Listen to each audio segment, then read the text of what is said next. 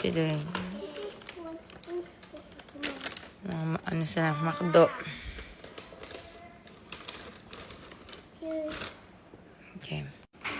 Wow. Thank you. Okay, thank you. Thank you. Mukbang and us. Mukbang with us. Burger. You didn't tell me. I told you what do you want and you didn't say that you want burger. That is Oh, spicy chicken. Kain sana kami doon sa Evia. Nanood pa kasi kami ng The Devil Wears Prada. Tapos bukas ko papanoorin yung kay Here go, Michael Mommy. Jackson. Kaya rin pa kami nakauwi. Here go, Mommy. Hair ko, hindi ko pa siya naliliguan. Kaya nagsumbrero lang ako kanina. So, let's eat McDo. At may golf na naman kami tomorrow. Ako na talagang babaeng walang pahinga. Ewan ko dito kay Paul. Nag-book siya ng tea time. Kuya Brady is eating in the kitchen.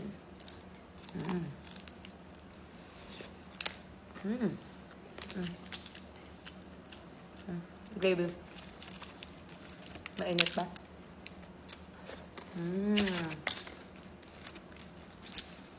You like it? So, gravy. Sobrang pagoda na ng babaeng to. As in, everyday. Ang dami natin ganap. Hindi na ako masyado nakakapag-promote. Dahil puro event, puro occasion. But, Mommy. you eat in the kitchen na lang so you can be, ano. Mommy. Oh, bakit, baby? I like pasta. You like pasta? Oh, Ate Ria has a pasta. I order you, spaghetti. Go get it. You still have a carbonara there. Why?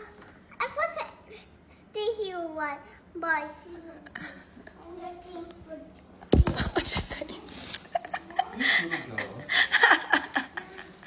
Inaantok na kasi yan. She's sleeping. Bye. See you later. Too late. Okay. Okay.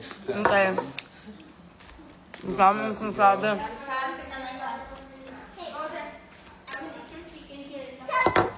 Pagod yung mga yun. Tagal nila naglaro kanina habang nanonood kami ni Papa P ng movie. So, ako uwi lang namin 8:01 na. Ay, actually 8:02 na. So, parang lasing siya kasi naantok na yun. Si Breda naman, gusto mag-nuggets. Gusto niya mag-McDo. Kaya ito na lang dinner ko. Sobrang pagod din ako. Gusto magpahinga din. Naliligo muna ako. Liguan ko sana yung hair ko today kasi mag-golf kami bukas. Bukas na pala after ng golf namin. Titingin sana ako furniture kanina doon sa may Evia, second floor. Kaso, oras na. Pagupit pa sila Brayden. Susunod na lang. Bili ako ng furniture kasi sa Anbaya. Gusto palitan yung table.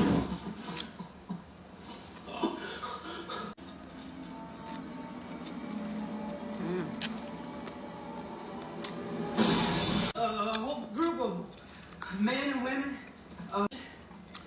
Just the men.